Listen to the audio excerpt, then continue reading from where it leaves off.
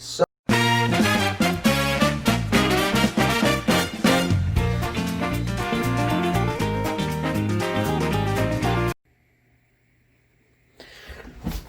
But I hear you ask, how exactly does this work?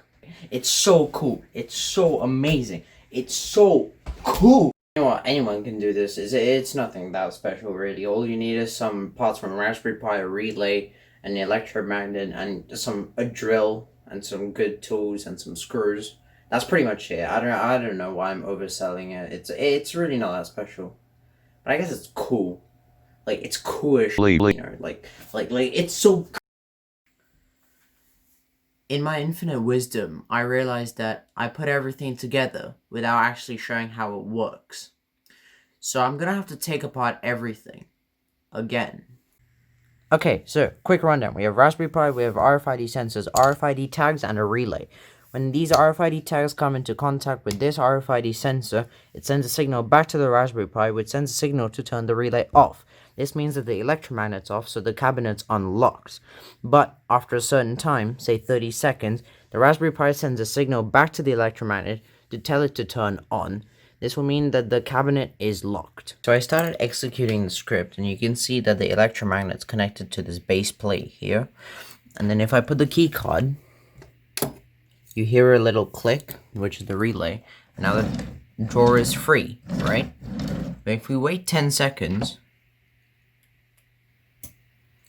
we can see that this electromagnet is actually tiny and weak. See, I can just pull it open. It doesn't do anything. It's just there. It's wasting electricity. And then I realized that this electromagnet is actually 30 times weaker than the one that I actually wanted, which is this one. This is 60 kilograms worth of pulling force, and that is 2. And then I ran into another problem. You see this stuff, this adhesive? Yeah, don't worry, that's not my humanly fluids. That's epoxy resin. Now, for all of you that don't know what epoxy resin does, it basically makes this so that I can't move it or do anything with it. It's basically an adhesive. Now, I can't remove this at all without destroying this board. So I need to figure out a way to get this mounted onto this in where this is located so that this can essentially just replace this. This makes me want to die. Like, I have no clue how to do this. Like, how do you separate something that's unseparable? Okay, so I did it. Well, kind of. I just put this electromagnet next to it because this can't be taken off anymore.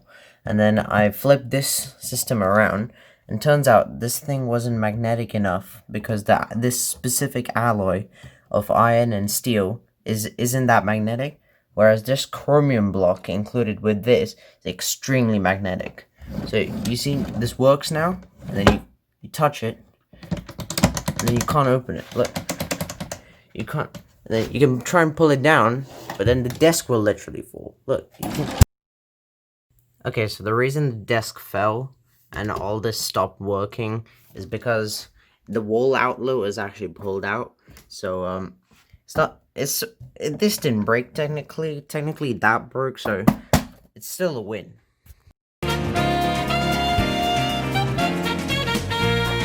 I thought it was fun, but I spent a month doing it. Alright, so I won't get too deep into the actual code of this, because if I do, I will start losing my sanity again. But one of the files is this, an encoding creator, which essentially just takes in a given data set and then produces an output into a singular pickled file from which other models and classes can use and refer to. So the other file is this one, which is just the main file of which all the other scripts run off. It basically just reads an RFID tag, see if it's valid. If it is, then it runs the recognition script. If it's not, then it doesn't do anything and keeps looking for an RFID tag until it finds one, and that's pretty much it. This is the third file in my GitHub repository. It's the recognition script. I wrote it as a class in Python because I wanted to call it from the main script instead of just writing everything into it. And when I was writing the recognize function, I used parts of an article that I found online to help me write this, to make sure it actually detects faces properly. And this function is just doesn't do much really. It just prints a bunch of statements. I don't know why it's there. It's like a pass-through function. This is the load function, which just loads encodings beforehand so that the recognize function is a bit faster. And then this is just optimization.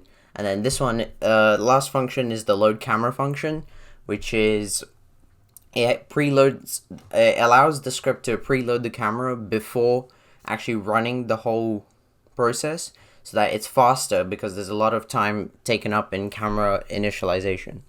Just before I go further, you see how everything's red, flashing, or blue, and everything's on? Well, I was testing it, and then it wasn't working. The electromagnet wasn't actually turning on. So I spent around 40 minutes testing every single wire with a multimeter, and it turns out it wasn't plugged in.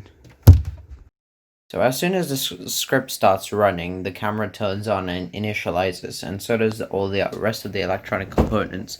So now, if I take my master key card, the camera is on, and it's asking for a face, and then I just point my face towards the camera. It usually takes a while because this is a Raspberry Pi 2, and it's quite slow. Actually, it's very slow. And B, there's no GPU, so I can't offload all the calculations to the GPU. And C, this thing just requires a lot of processing power that the Raspberry Pi just doesn't have. And then you can hear the click of the electromagnet, and it's open.